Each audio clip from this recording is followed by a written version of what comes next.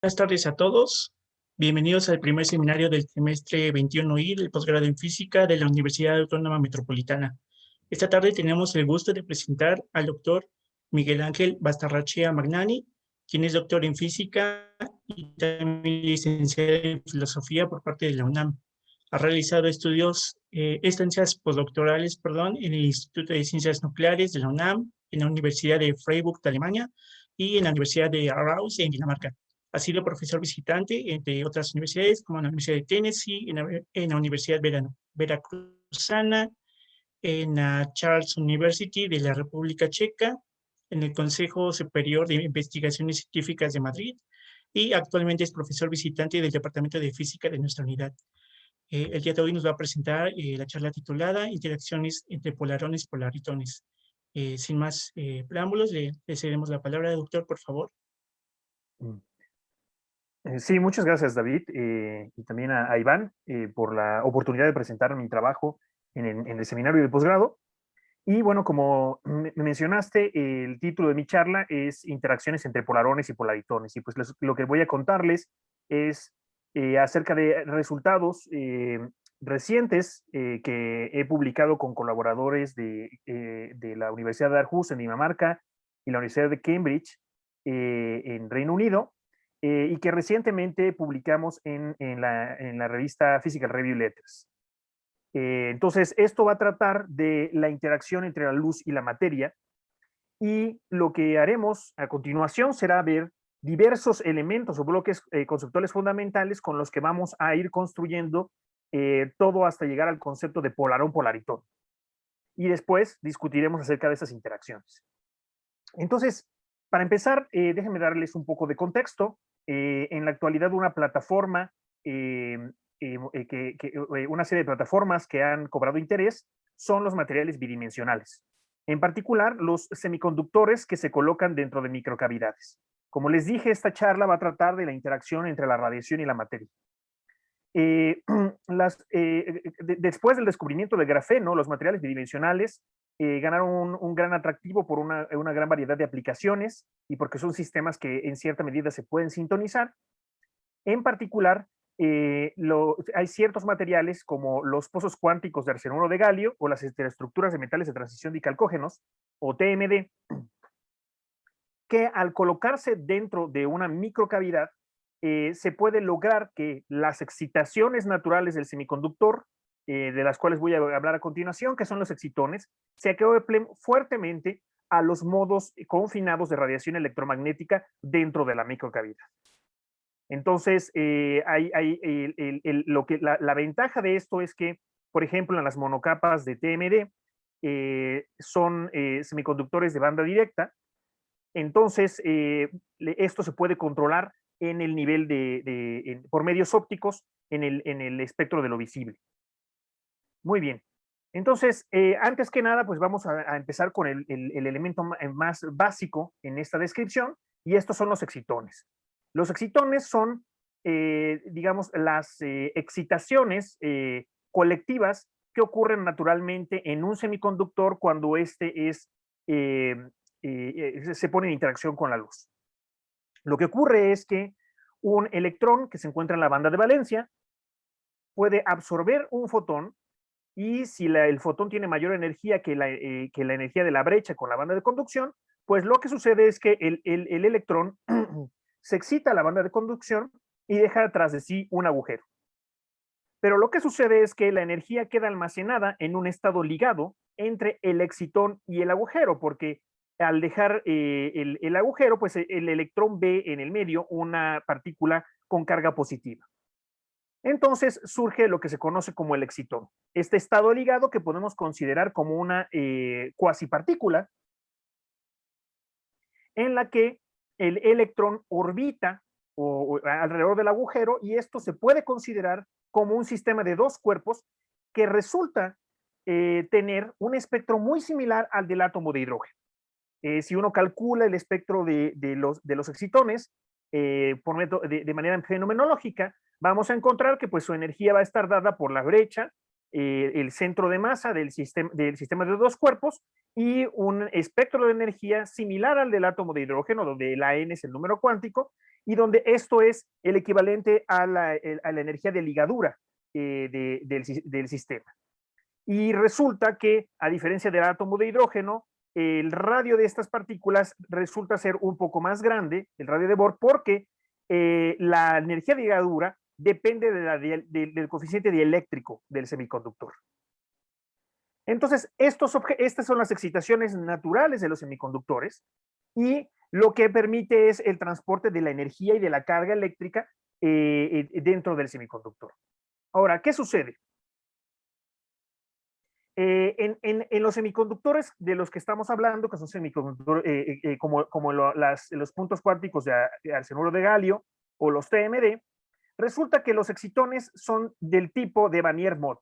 Esto es, son los pares agujero-electrón que se encuentran delocalizados y con grandes radios en el semiconductor. Y entonces lo que podemos hacer es que al bombear con una gran cantidad de luz, digamos, al utilizar muchos fotones, entonces con una intensidad finita se pueden crear varios excitones dentro del semiconductor.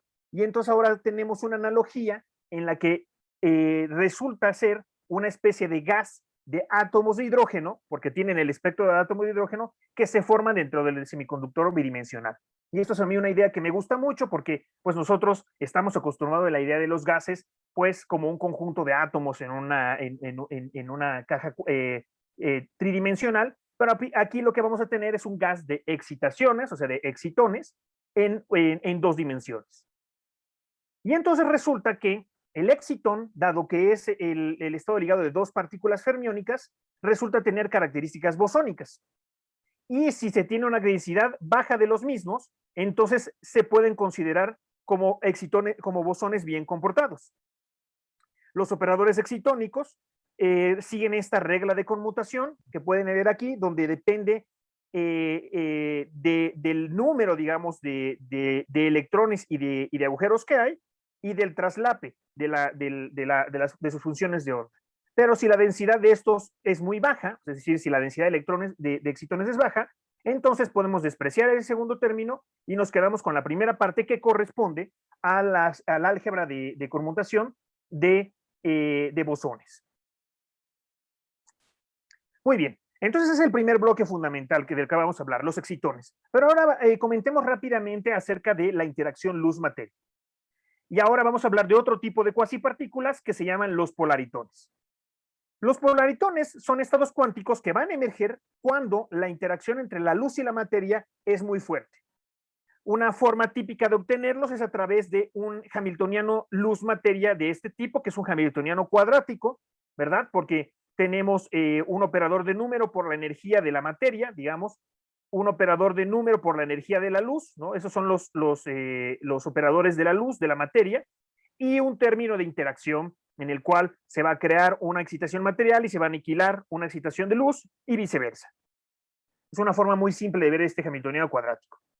Aquí en este caso, en realidad, estoy mostrando lo que corresponde al hamiltoniano de luz-materia para excitones, pero esto puede ser en general.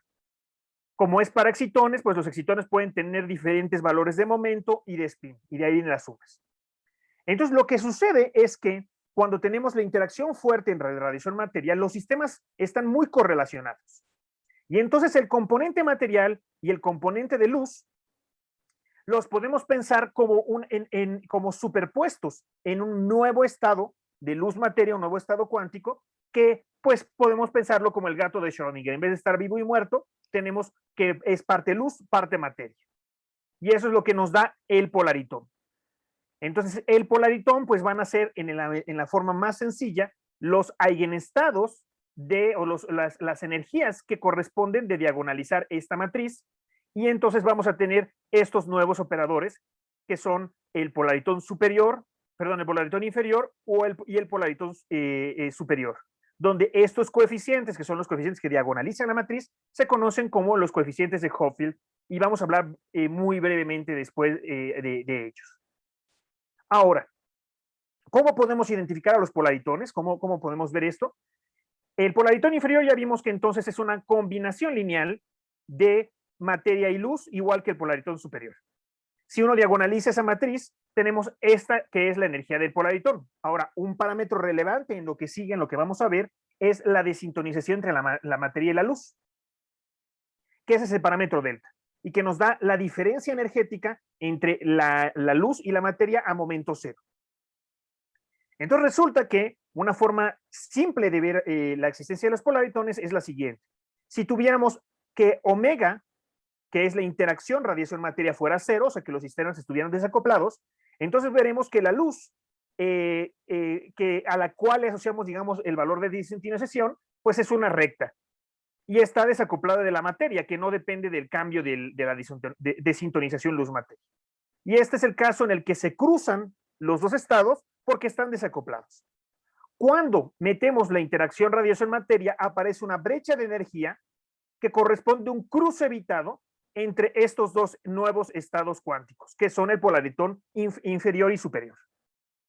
Y entonces lo que vamos a ver es que la interacción radiación-materia determina el tamaño de esta brecha, ¿no? este omega, pero además los polaritones, siendo combinaciones de luz y materia, tienen la propiedad de mezclar las propiedades de la luz y la materia. Por ejemplo, para una desintonización negativa, vemos que el polaritón inferior es prácticamente la luz y está como desacoplado de la materia que corresponde al polaritón superior. Mientras cambiamos la desintonización y materia, radiación materia, llegamos a cero, ahí tenemos la mezcla máxima en donde el polaritón superior y el inferior tienen una mezcla, digamos, equipartita de propiedades de luz y materia. Y del otro lado, cuando pasamos a la desintonización positiva, tenemos que el inferior se transforma en la materia y el superior en la luz. ¿Ok? Entonces, la visión de los polaritones. Y ahora cabe destacar que en estos sistemas de semiconductores en microcavidades es muy sencillo cambiar la desintonización luz-materia. ¿Cómo? Les mencioné que normalmente se asocia esta desintonización a la luz. Entonces, lo que típicamente se hace es que se construye una cavidad que tiene cierta inclinación, de tal manera que solo se mueve el haz de bombeo que crea los excitones, y entonces eso va a cambiar el modo resonante en la cavidad, ¿no? Entonces, una técnica para cambiar esto. Entonces, una de las ventajas o enormes ventajas de estos sistemas es que este parámetro se puede cambiar a voluntad, y en consecuencia se pueden tener diferentes cargas de luz o de materia, por decirlo de alguna manera. Entonces, la idea de los excitones polaritones, la idea, perdón, en los semiconductores de microcavidad, es que la componente material sean los excitones. Y el excitón se mezcla con un fotón y entonces tenemos una nueva partícula que es el excitón polaritón. ¿Qué son estas cuasipartículas? Son fotones combinados vestidos por las excitaciones electrón-agujero o por los excitones. Entonces tenemos una nueva partícula con propiedades de luz y materia. La ventaja de esto es que al poder manipular la desintonización, entonces nosotros vamos a poder, digamos, transferir propiedades de la luz a la materia y viceversa. La luz, por ejemplo, tiene la característica, los fotones dentro de la cavidad tiene la característica de que su masa es muy pequeña, su masa efectiva, por supuesto, y también que podemos controlarlos y diagnosticarlos por medios ópticos. Por otro lado, la materia tiene la característica de que puede interactuar entre sí. Entonces podemos transferir la capacidad de interacción fuerte de la materia a la luz y pensar en la interacción entre fotones, ¿no? Y eso es a lo que vamos, y voy a regresar a ello más adelante. Pero, además de esto, sucede que los excitones polaritones cumplen que por ser buenos bosones en un dominio extendido de temperatura y densidad, gracias a la masa pequeña que tienen, que digamos proviene de su origen fotónico, como les acabo de comentar, entonces esto les posibilita formar gases cuánticos. Y entonces mucha de la tecnología que existe, tanto teórica, digamos, como hasta cierto grado experimental o ideas experimentales, en el terreno de los gases cuánticos en física atómica, por ejemplo, átomos fríos en redes ópticas, se puede transferir, se puede exportar a estos sistemas. Y entonces se pueden crear gases cuánticos en donde, por ejemplo, aquí se ve la condensación de Bose-Einstein de excitones polaritones o estados de superfluidez y superconductividad. Y esa es la gran ventaja. Ahora, es importante aclarar que estos excitones polaritones tienen una característica diferente a los gases cuánticos que ocurren en física atómica. Lo importante es esta idea de que como son gases cuánticos, pero están mezclados con la luz, entonces en realidad tenemos un gas cuántico de luz. Y es por eso que se les han denominado a estos sistemas fluidos cuánticos de luz, ¿no? Entonces, por ejemplo, en esta imagen es un experimento muy interesante en donde arriba está el resultado experimental y abajo teoría, en donde se pone un obstáculo y se puede ver cómo el fluido de polaritones, que es parte materia, parte luz, pues evade el obstáculo, ¿no? Y crea patrones de interferencia, ¿no? Y se pueden crear muchos fenómenos con esto y vamos a comentar en breve, ¿no? El que trabajamos nosotros. Ahora, solo cabe destacar, eso es importante, que los gases cuánticos, excitones, polaritones, a pesar de que encuentran esta correspondencia con los de física atómica, tienen una diferencia fundamental. Y esto es que son efectos altamente fuera de equilibrio. Para mantener al excitón polaritón o a los fluidos excitones polaritones como tal, uno debe de hacer incidir energía, bombear energía a través de la creación de los excitores por métodos ópticos, y luego uno va a tener pérdidas debido a que los fotones decaen. Entonces, estos sistemas ocurren en microsegundos, pero eso es suficiente para tener la gran variedad de fenómenos que tenemos, ¿no?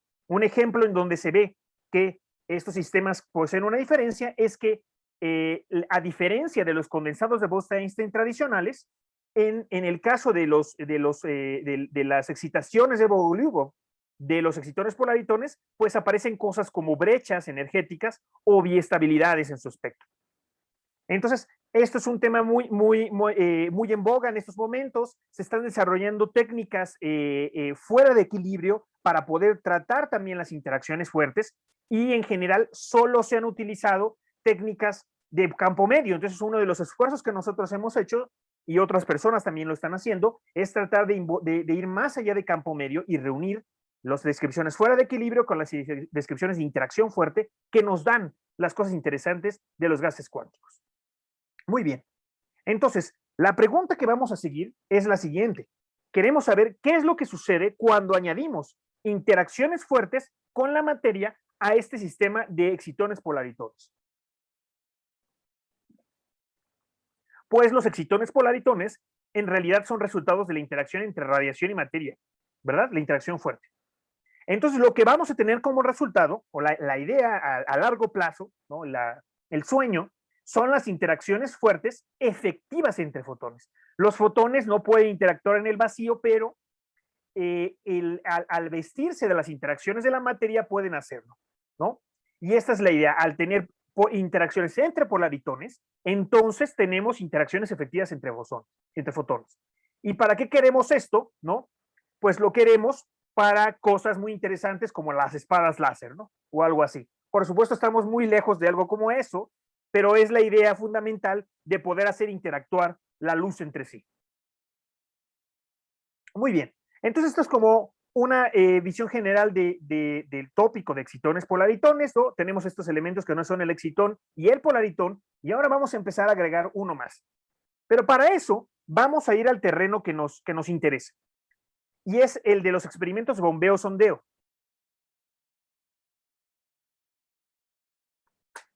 En experimentos recientes, no solo se han creado en los sistemas de semiconductores en microcavidades estos fluidos cuánticos de luz, sino que se propuso, se descubrió, se implementó la posibilidad de inyectar electrones en los excitones polaritones. Entonces ahora se tiene excitones polaritones que son bosones interactuando con un gas de fermiones, ¿no? Estos son experimentos que se republicaron el año pasado en PRX, en Nature Communications. Ahora, ¿qué tipo de experimentos son? Pues como lo que les comentaba, ¿no? Uno tiene este tipo de materiales, ¿no? El semiconductor en microcavidad. El esquema es el siguiente, en el que se tiene el sustrato, ¿no? Diselenuro de molibdeno es el TMD, el semiconductor, está aquí colocado y se pone dentro de una cavidad a la cual se le puede aventar la luz, ¿no? Donde se bombea y se recolecta. Pero además se dieron cuenta de que se podía colocar una placa de grafeno y a través de un piezoeléctrico inyectar electrones itinerantes, es decir, electrones que cruzan el material. Y con esto lo que observaron experimentalmente es la modificación del espectro. Ustedes recordarán el espectro que vimos de polaritones, en donde teníamos esta curva que iba para acá y esta para acá. Ese es el resultado experimental en ausencia de electrones. Y se dieron cuenta que al poner electrones aparecían nuevos estados cuánticos. Estos estados cuánticos se van a llamar polarones, polaritones, y en lo que sigue voy a describir de qué se trata. Pero no solo eso, además se dieron cuenta de que podían generar una densidad finita de polarones, polaritones, y con eso crear interacciones entre ellos. Y uno de los grandes intereses de ver las interacciones entre los polaritones en estos esquemas es que nos permiten generar no linealidades ópticas. Y entonces, una idea es que uno puede tener cristales no lineales, ¿no? Los cristales no lineales que se usan en óptica cuántica, por ejemplo, pero en este caso, sintonizables, en donde uno puede manipular la no linealidad a voluntad. Entonces, lo que vieron es que al inyectar los electrones se podían lograr amplificaciones ópticas importantes como resultado de las interacciones entre los polaritones. Sin embargo, pues hay muchas cosas que son difíciles de determinar en estos experimentos porque, como les dije, son fenómenos fuera de equilibrio. Muy bien, pero déjenme describir un poco más acerca del experimento de bombeo-sondeo. Nos vamos a concentrar en un experimento como en el que les mostré antes, en el que tenemos un gas de electrones, un gas bidimensional de electrones y excitones polaritones que van a ser impurezas dentro de ese gas. Entonces, a nuestro hamiltoniano de interacción radiación-materia que escribí antes, le vamos a añadir un hamiltoniano de interacción entre los excitones y los electrones. Y lo que va a suceder es que uno puede, con el bombeo, con un haz de bombeo, crear, digamos, excitones y luego con una sonda crear densidades finitas en ciertas regiones de energía. Y eso vamos a hablar más adelante. Con lo cual se puede generar un aumento de densidad como lo que mostraba aquí. Aquí lo que sucede es que en algún momento tienen el bombeo y se genera con el haz de sondeo un incremento de densidad y entonces al aparecer nuevos polaritones interactúan entre sí y generan un corrimiento de energía, que eso es lo que se puede detectar experimentalmente. Y como veremos, van a haber otras partículas en acción, pero eso lo vamos a comentar más adelante. Ahora bien, entonces, ¿cuál es como el dispositivo conceptualmente hablando? Vamos a tener el gas de electrones y lo que vamos a crear es con el bombeo una impureza de excitón polaritón primero. Esta impureza va a entrar en el medio de electrones y entonces vamos a introducirnos en el terreno de la física de impurezas. La física de impurezas entonces nos va a llevar a nuevas cuasipartículas. Y entonces lo que vamos a tener es lo siguiente: al excitón le sumamos el fotón. Eso nos dio el excitón polaritón. Pero al excitón polaritón, ahora sumergido en el mar de Fermi, en el gas de electrones, nos va a llevar a la física de polarones. Es decir, este excitón polaritón ahora se va a vestir con las excitaciones del medio electrónico y nos va a crear un excitón polarón polaritón. Claro, pero antes de continuar, déjenme aclarar un poco más acerca del concepto de cuasipartícula. Probablemente ustedes ya lo conocen bien. La idea de cuasipartícula es que cuando tenemos una partícula, digamos, en el vacío, pues esta es una partícula que se mueve con su energía cinética y ahí está, ¿no? Pero en el momento en que una partícula se mueve en un medio, interactúa con las partículas más cercanas de ese medio. Y entonces lo que sucede es que esas partículas que interactúan, digamos, cercano con la partícula de estudio, generan una especie de reducción o un cambio de la interacción, más bien, o reducción, porque puede ser aumento, etcétera, un cambio en la interacción con el resto de partículas del medio. Entonces uno puede pensar que la partícula se viste del resto de partículas del medio que está a su alrededor, y entonces el medio lo que ve no es a la partícula, sino ve a una cuasipartícula, a una especie de nube. Entonces, es lo que ilustra esta caricatura. Una partícula es un caballo y una cuasipartícula es un caballo vestido, digamos, de las interacciones, ¿no? Entonces, el medio va a ver muy diferente a este caballo que a este. Y esto es lo que va a determinar, eso es lo que vamos a calcular, cómo es que cambian los estados cuánticos y sus propiedades como su masa efectiva, su energía, cuando está dentro del medio. Y entonces este es un concepto básico en la física de muchos cuerpos, el concepto de cuasipartícula o de partícula vestida, ¿no? Dress particle. Muy bien. Entonces, vamos brevemente a discutir cuál es el concepto del polarón. El concepto de polarón proviene de una descripción que propusieron en su momento gente como Landau, en donde un electrón que se mueve en un cristal, al moverse en él, genera perturbaciones en la red cristalina, vibraciones. Entonces, las vibraciones de la red cristalina cambian, digamos, lo que el medio va a ver respecto del electrón. Entonces, lo que sucede es que el electrón se viste de las perturbaciones que genera él mismo, es decir, se viste de fonones, y entonces esto es una nueva cuasipartícula que vamos a llamar polarón. ¿Por qué? Porque al moverse en el medio, como les decía, el electrón ya no se va a ver de la misma forma. Va a cambiar su masa, por ejemplo, y entonces va a cambiar su energía y va a interactuar de manera diferente con el medio circundante. Ahora, este concepto de polarón pasó en su momento del estado sólido y de las descripciones cristalinas a la física atómica. Porque en los gases cuánticos de física atómica, por ejemplo, en átomos fluidos en redes ópticas, se pueden ahora crear estos polarones en los gases cuánticos. Entonces aquí tenemos unas ilustraciones para ver qué sucede. Cuando tenemos una partícula y se viste en un gas de fermiones, vamos a tener tres, digamos, posibles configuraciones. Una en donde las partículas aledañas se van a sentir atraídas y entonces va a volver una burbujita, digamos, estable, como protegida, que va a viajar en el medio. Eso es lo que va a ser nuestro estado de menor energía, nuestro estado base, y se llama el polarón atractivo. Luego podemos tener que la partícula tome temporalmente una partícula del medio y que cree un estado ligado. Esto va a ser un dímero vestido o un estado ligado temporal, digamos, que puede ocurrir. Y eso pues va a ser con cualquier valor de energía cinética que tengan las partículas circundantes. Y finalmente la otra excitación es el polarón repulsivo, en el cual la cuasipartícula crea esta nube, bueno, la partícula crea su nube de cuasipartícula, pero no están atraídas, sino repelidas las otras partículas del medio. Y ese, pues claramente es un estado excitado, porque requiere más energía para estar en esa configuración. Y entonces lo que sucede es que vamos a tener, en este caso, ahora voy a decirles qué son EF y ET. ET va a ser en general la energía de ligadura con las otras partículas del medio, ¿no? Conectado con la interacción, y F en este caso va a ser nuestra energía de Fermi, que en realidad es, digamos, la densidad de electrones o la densidad de fermiones que vamos a tener.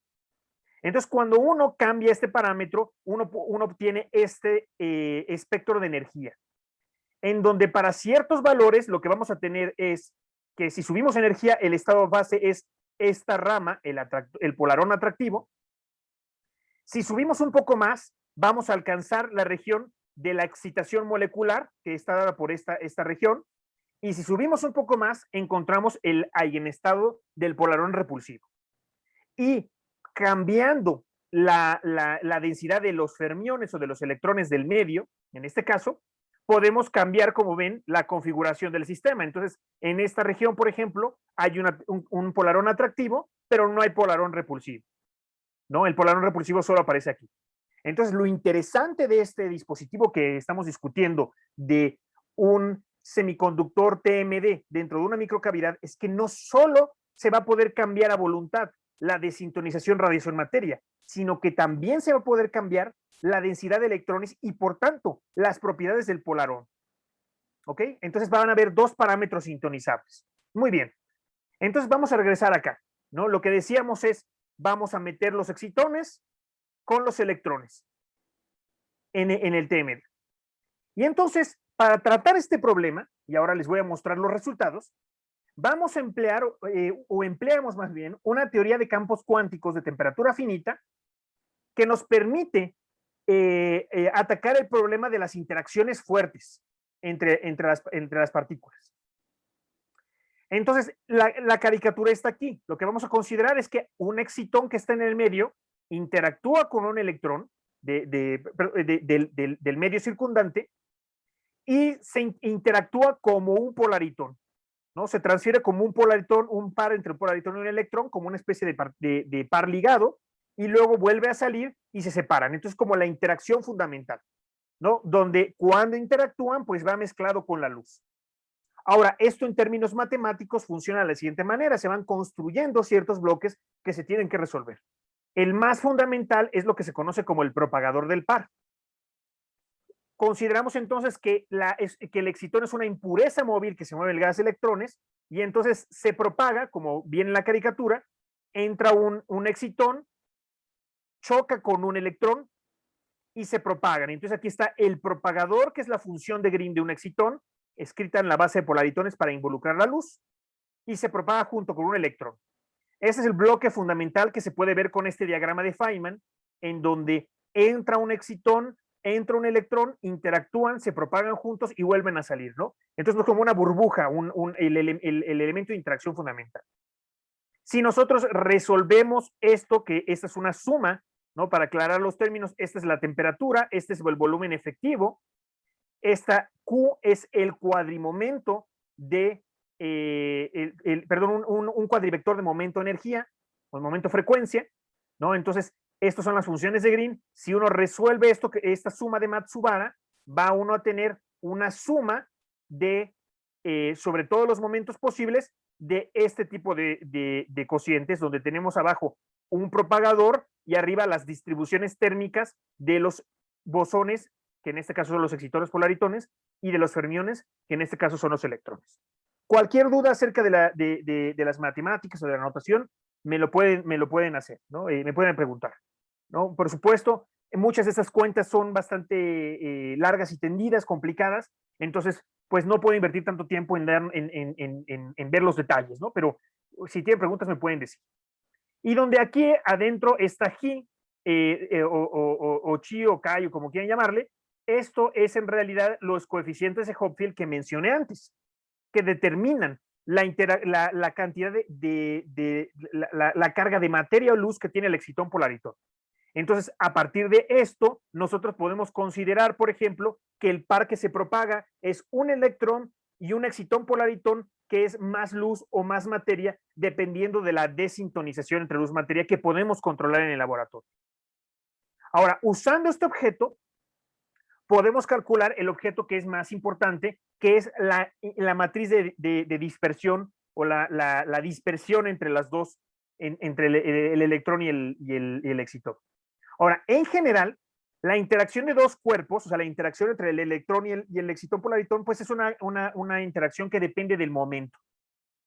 Sin embargo, debido a que podemos pensar a que los excitones son como pelotitas que se comportan como bosones, podemos aproximar la interacción entre los excitones y los electrones a una interacción de contacto, aunque microscópicamente sea en realidad la interacción de tres cuerpos entre un electrón y el electrón agujero que forma el excitón, ¿no? La aproximación es pensar que el electrón agujero es una partícula individual y que interactúa con el electrón y chocan, ¿no?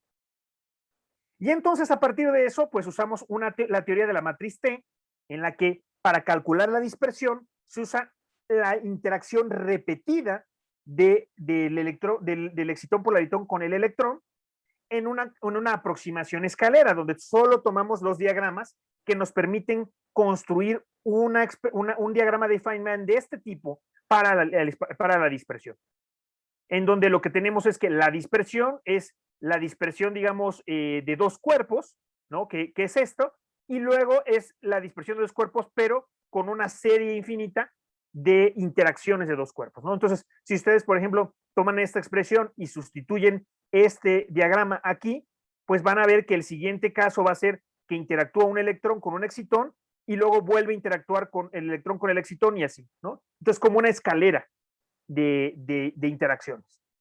El resultado de esto es simplemente que pasamos de una descripción de single particle, o de una partícula, a una descripción que involucra y que toma en cuenta las interacciones fuertes debidas al medio. Entonces, una descripción de muchos cuerpos ya.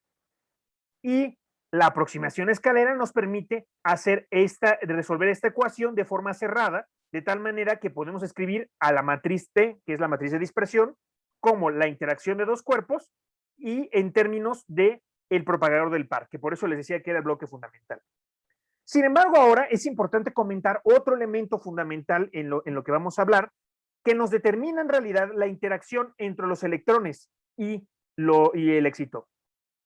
Y ese es el trión.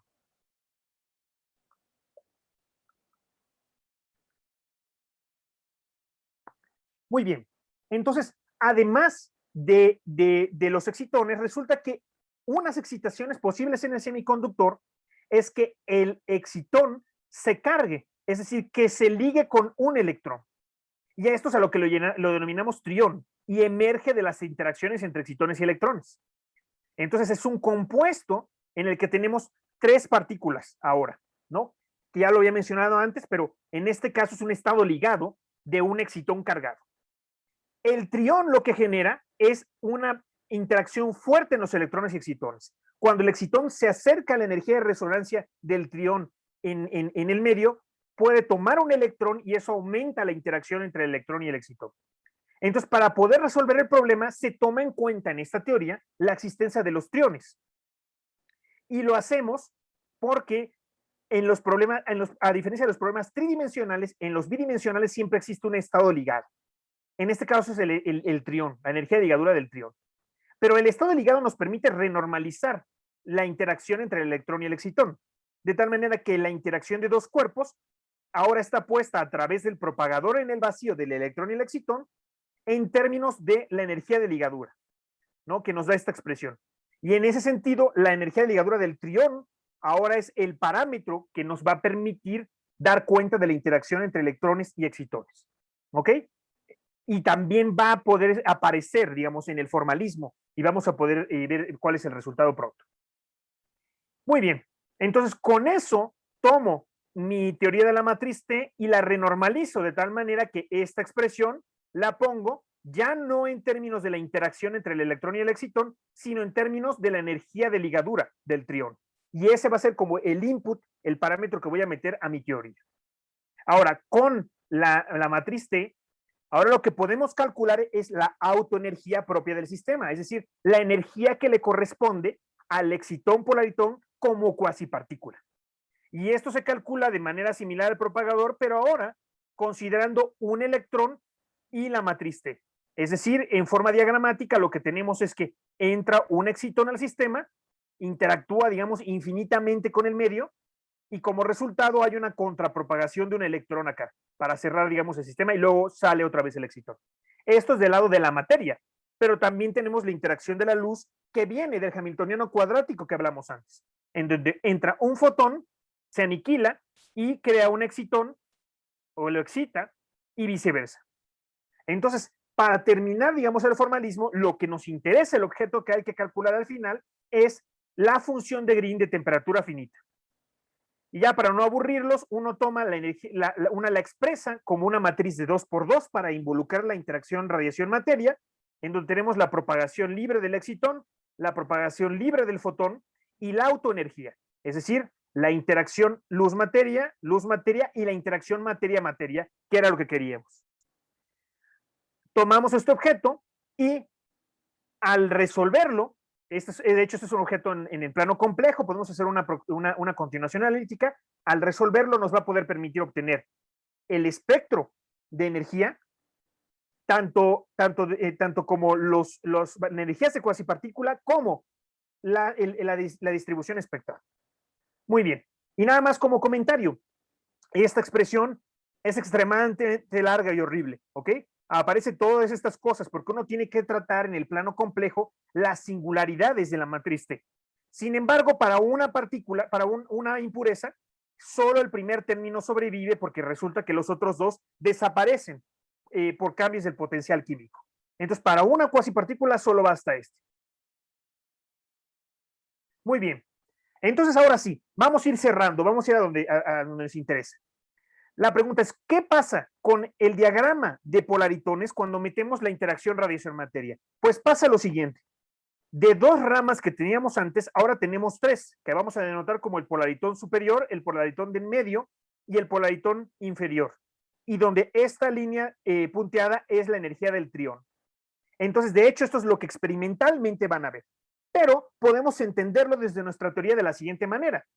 En realidad lo que sucede es que la luz va a haber dos modos del sistema de materia, digamos.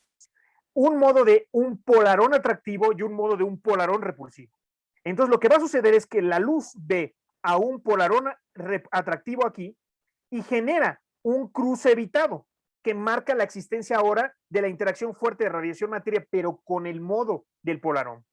Igual acá arriba, tenemos el polarón repulsivo y la interacción radiación-materia va a crear estas dos partículas. Entonces, por eso que tenemos tres ramas, porque aquí abajo tenemos el polarón, el excitón, polarón, polaritón, repulsivo, atractivo, y aquí tenemos el polarón, polaritón, aquí es el polarón, polaritón inferior, atractivo, y este es el polarón, polaritón inferior, repulsivo, que resulta ser el mismo que el polarón, polaritón superior, atractivo, ¿ok? Entonces, aquí ya están todas las combinaciones ahí, ¿no? Pero lo fantástico de esto es que tenemos control, sintonabilidad de la luz, de la interacción luz-materia y también de la densidad electrónica. Y eso es lo que tenemos acá. Ese es uno de los resultados experimentales en donde ustedes pueden ver las tres ramas que les acabo de decir para cierto valor de la densidad electrónica. Aquí les muestro resultados para diferentes valores de la densidad electrónica que podemos calcular con nuestra teoría. Entonces, por ejemplo, a bajas densidades electrónicas, lo que sucede es que la energía del polarón atractivo está muy cercana a la del trión. Y entonces están como hibridizados. Conforme vamos aumentando la densidad electrónica, va aumentando la separación entre el polarón atractivo y el trión, y van apareciendo las tres ramas bien distintas hasta que tenemos fenómenos más interesantes a mayor densidad de electrones.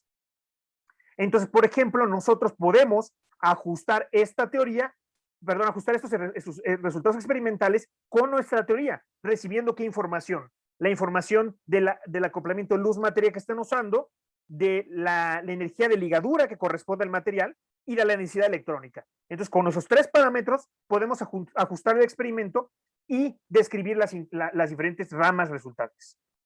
Ahora, ya terminando, ¿no? Acercando la dirección a las interacciones de polaritones, lo que hicimos fue combinar esta teoría de muchos cuerpos con la teoría de cuasipartícula de Landau. La teoría de Landau nos dice que podemos aproximar la energía de un sistema de muchos cuerpos de la siguiente manera, que en este caso está ya expresado en los términos de los polaritones. Es una energía, digamos, de campo medio, luego un primer orden y luego un segundo orden, donde estas son las distribuciones, la densidad de cada cuasipartícula, y esta es la energía de la cuasipartícula, ¿ok? Esta sería la energía, por ejemplo, del polarón polaritón inferior, ¿no? Y esa sería la cantidad, la densidad de polarón polaritones inferiores que tenemos. Entonces, si nosotros iluminamos con una densidad mayor, ahora los términos de densidad se vuelven importantes y ahora la presencia de varios excitones va a hacer que estos interactúen entre sí de manera efectiva por la presencia del medio de electrones. Y esto es lo que nos va a describir el segundo término, donde este objeto que está aquí, la F, nos da la interacción efectiva entre estas cuasipartículas. Entonces, la forma de calcularla, la interacción efectiva, es tomar la primera variación de la energía de cuasipartícula con respecto a la densidad de cuasipartículas que uno tiene. Y al hacer esto, nos va a aparecer toda esta expresión donde tenemos este objeto es el residuo de cuasipartícula que nos dice qué tan cuasipartícula es, un coeficiente de Hopfield generalizado y el cambio de la autoenergía con respecto a la densidad. Entonces, lo que estamos pensando, ojo, de nuevo, es que tenemos nuestro dispositivo, pero ahora vamos a meter no un excitón, sino más. Vamos a bombear con luz finita para crear este gas de excitones, ¿ok? Interactuando con el gas de electrones. Y a partir de esta teoría podemos calcular un potencial defectivo de interacciones entre las cuasipartículas. Son interacciones mediadas, interacciones entre polaritones, pero mediadas por el gas de electrones que está a su alrededor, que transfiere, digamos, las interacciones entre ellos. Y solo como comentario, en este caso, sí tenemos que considerar todo este término enorme, porque contiene información sobre la interacción, ¿no? Entonces esto complica mucho el problema porque hay que tratar de manera formal todas las singularidades del sistema. Muy bien, y entonces en lo que sigue en los próximos 5 minutos les voy a contar brevemente los resultados. Si, por ejemplo, nosotros pensamos en que tenemos esta rama de abajo, elegimos alguna disintonización que puede ser experimental, digamos, uno se pone aquí en -2, 2 veces el acoplamiento luz-materia, y ahí uno bombea ópticamente y genera una densidad finita de polaritones, entonces uno puede calcular la interacción efectiva entre ellos. ¿Cómo se reconoce experimentalmente esto? Por un cambio en la energía. Como están interactuando, ahora va a ser necesario más o menor energía, dependiendo del signo, que meter más partículas en el medio, ¿verdad? Porque van a estar interactuando. Entonces, los polaritones pueden interactuar intercambiando un par agujero electrón, ¿no? Entonces, se lanza un electrón y recupera un agujero y eso genera un potencial efectivo de interacción entre ellos, que ya no es de contacto, ojo. Estos están interactuando con los electrones por choques, pero este polaritón y este polaritón sin contacto pueden interactuar a distancia. Entonces, es una interacción mediada entre fotones. Un fotón está aquí en el medio, el otro está ahí, y puede interactuar a distancia, solo chocando con los electrones a su alrededor. Y en esta gráfica lo que les muestro es cómo para diferentes valores de la desintonización, o sea, si yo cambio la desintonización, puedo cambiar qué tanta componente material hay, y entonces puedo cambiar la intensidad de la interacción, que se refleja en este corrimiento de energía. Entonces, esta interacción siempre es atractiva y yo puedo cambiar su intensidad a voluntad. Es una interacción de largo alcance entre polaritones, resultado de la interacción con el medio, y la puedo cambiar a voluntad. Ese es un resultado que encontramos. El otro es que también hay interacciones mediadas con triones. Si yo bombeo el sistema de tal manera que genero un polaritón aquí en esta región energética y luego genero un trión, por ejemplo, bombeando acá arriba y dejando que decaiga, y tengo triones con polaritones, estos también interactúan de manera mediada a través del intercambio de electrones. Es decir, un trión está aquí, hay un polaritón y se avientan electrones entre ellos y de esa manera interactúan. Lo interesante es que estas interacciones, como podemos ver en esta gráfica, pueden ser tanto positivas como atractivas. ¿Dependiendo de qué? Dependiendo de la desintonización. Y además podemos cambiar su intensidad cambiando la densidad de triones que hay en el sistema. Y de hecho, esto lo comparamos con recientes experimentos, en donde, por ejemplo, aquí ellos tienen el corrimiento de energía del sistema conforme van aumentando la densidad total de triones y de polaritones en el medio. Y entonces vimos que los resultados que tenemos cualitativamente, bueno, y cuantitativamente están en los mismos órdenes de magnitud. Sin embargo, los sistemas son tan complicados que todavía hay debate de cuál es el origen de las interacciones y qué exactamente está pasando de manera microscópica. Pero, por ejemplo, aquí podemos ver que si yo, esta gráfica de acá es bastante importante en el sentido de que aquí lo que estamos viendo es el corrimiento de energía, el reflejo de la interacción entre los triones y los polaritones, dependiendo del tipo de polaritón. Entonces, por ejemplo, aquí tendría un polaritón inferior, un polaritón superior o un polaritón de en medio, de cada una de las ramas que discutimos, interactuando de manera mediada con triones. Y entonces lo que tendríamos es que de este lado de la desintonización, yo tendría, por ejemplo, para el polaritón del medio, una desintonización, perdón, tendría repulsión, y del otro lado tendría atracción. Y de hecho es lo que más o menos se ve en los experimentos. Ven que hay un cambio dependiendo de la desintonización, y eso lo pudimos, digamos, explicar a través de nuestra teoría. Los diferentes signos de las interacciones, dada la desintonización y dada la densidad electrónica que tienen los experimentos. Y bueno, con esto voy a terminar. Les presenté de manera muy general los diversos bloques que nos llevan a la creación de estados cuánticos que son experimentalmente sintonizables en estos sistemas de semiconductores en microcavidades, donde lo importante es que podemos mezclar las interacciones fuertes de la luz y la materia con las interacciones fuertes de la materia. Y entonces esos bloques que discutimos fue el excitón, que era el agregado, era la cuasipartícula resultante de un electrón y un agujero, el polaritón, que era la cuasipartícula resultante de un componente material con un fotón, en este caso un excitón y un fotón, era el excitón polaritón, el polarón, que era el resultado de una partícula vestida por las excitaciones de un gas de Fermi, el trión, que era el excitón cargado, y lo que vimos es que a través de una teoría diagramática de muchos cuerpos, podemos describir las propiedades espectrales de los excitones polarones, polaritones, en función de los parámetros del sistema, con bastante precisión, y estudiar las interacciones mediadas que resultan entre ellos.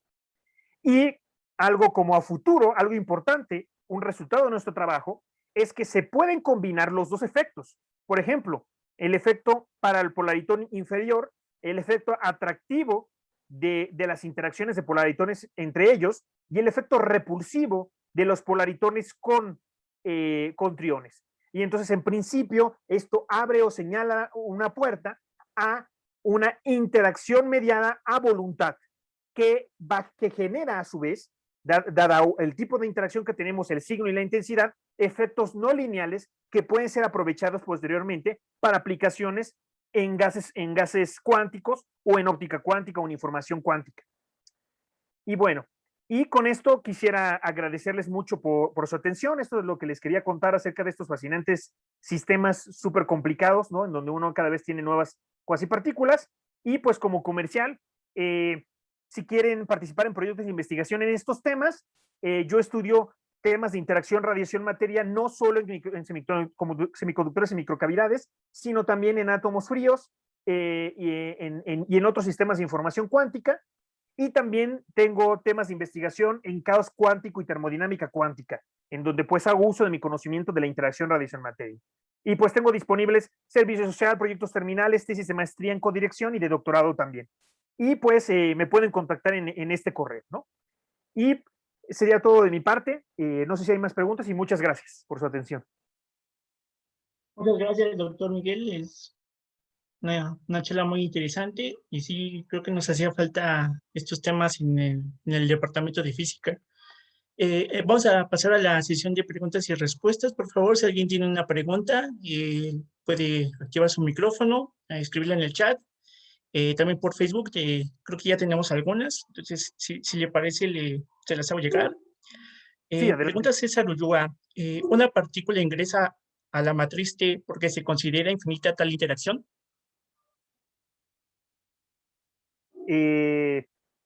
No, lo que pasa es que la idea de la matriz T es poder tratar la dispersión de la partícula, pero continua con el medio, ¿no? O sea, una imagen, digamos, sencilla de verlo es que cuando la partícula entra, pues no interactúa con un electrón, sino que va interactuando con varios de ellos, ¿no? Ese es el resultado, o sea, va chocando, digamos, con todos ellos, ¿no? En este caso que es de contacto, aunque puede no ser de contacto.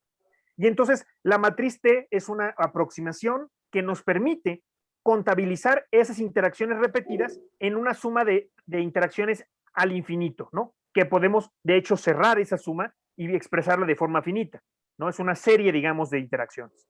Entonces, eso es lo que pasa con una partícula. No es un choque, no es un choque de dos cuerpos, sino es un choque de la partícula inmersa en el medio. Son los choques repetidos. Espero que conteste la pregunta. Yo creo que sí, si no, ahorita que nos escriba en el chat. También pregunta Ricardo Anchita, bueno, comenta Miguel, entré como a la mitad de tu plática y tengo algunas dudas. ¿En tu tratamiento se considera el estado estacionario o no tiene sentido hablar de esto?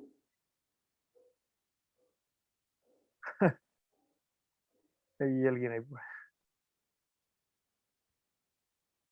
A ver,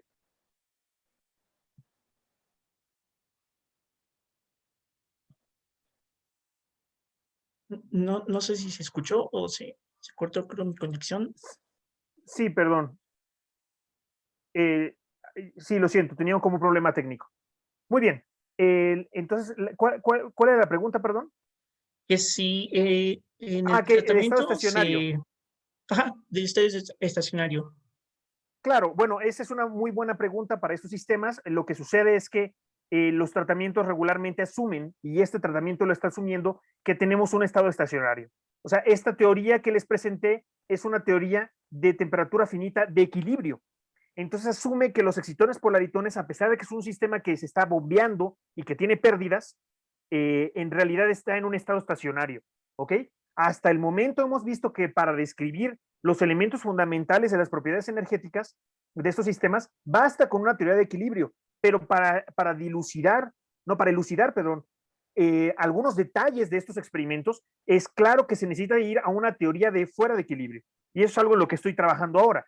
Pero es una teoría de fuera de equilibrio que permita también resolver las interacciones fuertes. Entonces, no se puede usar, por ejemplo, una ecuación de Gorov-Pitayevsky, porque de hecho la ecuación de Gorov-Pitayevsky es lo que es usado para caracterizar esto, ¿no? Pero no involucra interacciones fuertes. También nos hace otras dos preguntas. La otra es, ¿tus resultados son válidos en el régimen de acoplamiento ultrafuerte? Y la última nos pregunta que en condición de resonancia, ¿el equivalente al doble de Rabi es simétrico o asimétrico? Ok, para la primera pregunta respecto al acoplamiento ultrafuerte, eso es algo de hecho en lo que estoy trabajando. Sin embargo, la mayor parte de estos sistemas están en el régimen de acoplamiento fuerte. Solo hay algunos sistemas de microcavidades, de semiconductores de microcavidades, que llegan al régimen de acoplamiento ultrafuerte. No se ha investigado tanto. Y la segunda pregunta era si era simétrico o asimétrico. Me parece que es simétrico.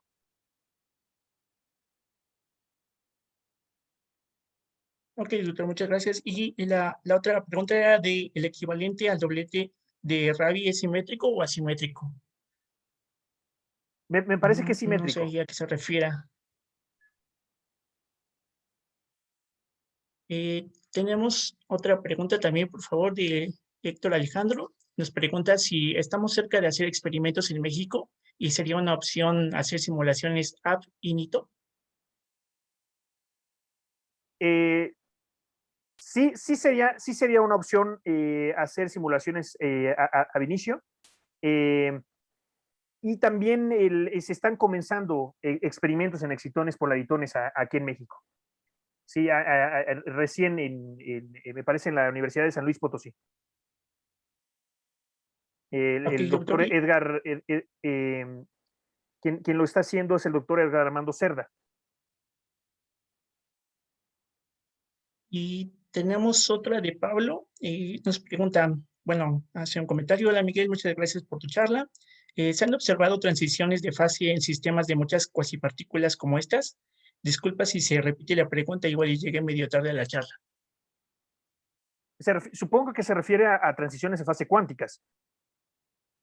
Pues sí, ¿no? De hecho, sí. O sea, por ejemplo, hay muchas transiciones que se pueden explorar. O sea, el hecho de que tenga una analogía directa con gases cuánticos significa que muchos de los resultados de gases cuánticos van a aparecer en estos sistemas, ¿no? Entonces, por ejemplo, se ha estudiado o se estudia actualmente de manera intensa el cruce entre condensado Bose-Einstein y estado de Bardeen-Cooper y Schrieffer, ¿no? El BS-BCS. Entonces, pues aparecen los estados de superfluidez, los estados de superconductividad.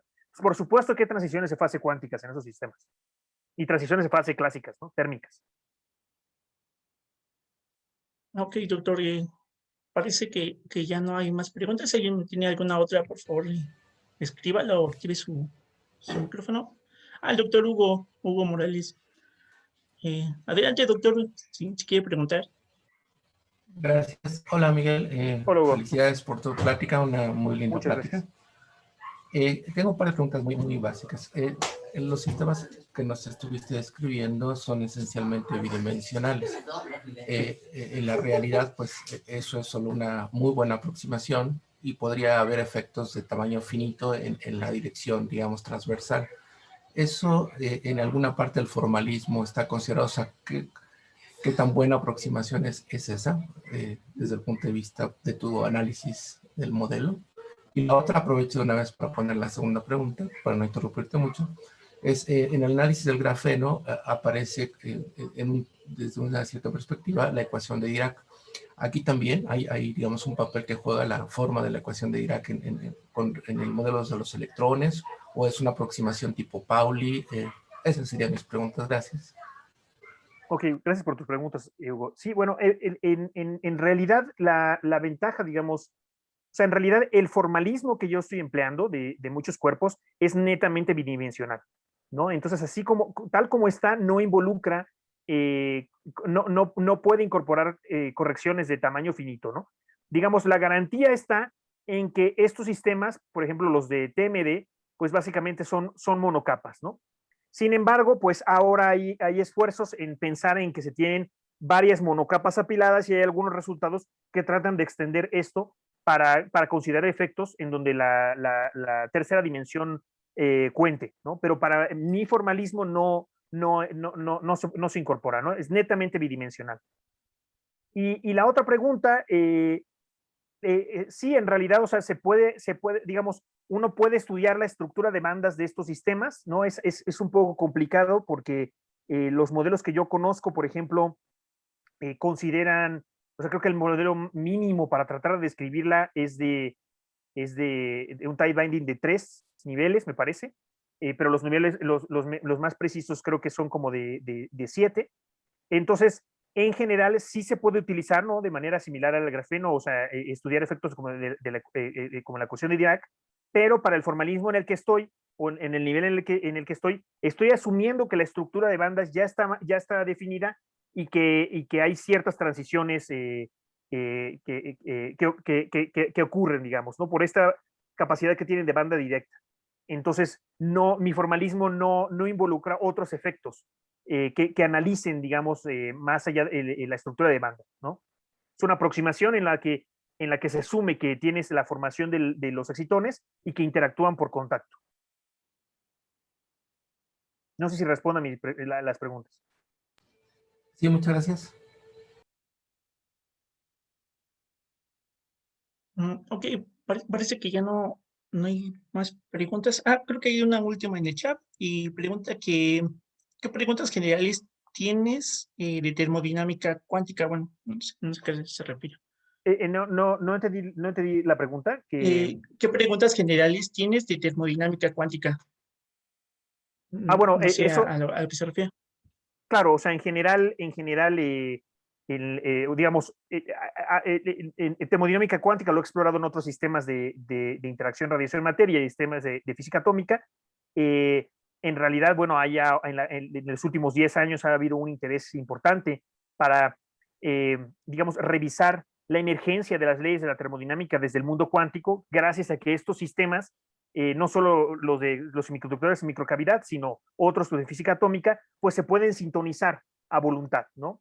Entonces, hay cosas como los tiempos en los que los sistemas alcanzan equilibrio o si alcanzan equilibrio o no, cuál es la definición de la temperatura.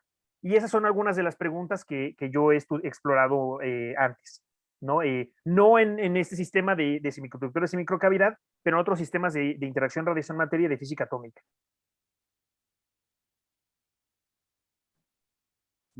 Gracias, doctor. Tenemos una pregunta también en el chat aquí. Dice, hola, ¿qué tal, doctor? Excelente charla. Como comentario, acá en la Universidad Autónoma de San Luis Potosí estamos haciendo la parte experimental. Tengo dos dudas. ¿Todos estos cálculos se pueden usar para formalismos en pares de Cooper polaritones? Gracias. Sí, muchas gracias por tu pregunta, Ángel. Sí, efectivamente se pueden usar. De hecho, de nueva cuenta hay una analogía, ¿no? entre los átomos fríos y los semiconductores en microcavidad.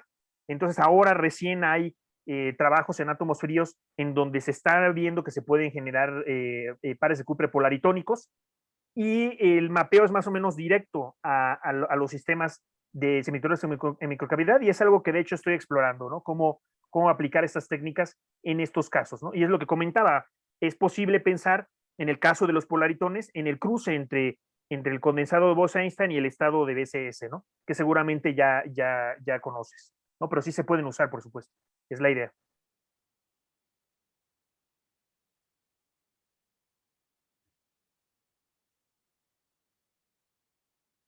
Creo que ya no hay más preguntas, tampoco en Facebook. Bueno, pues si no nos queda más que darle las gracias, doctor. Pues, interesante charla.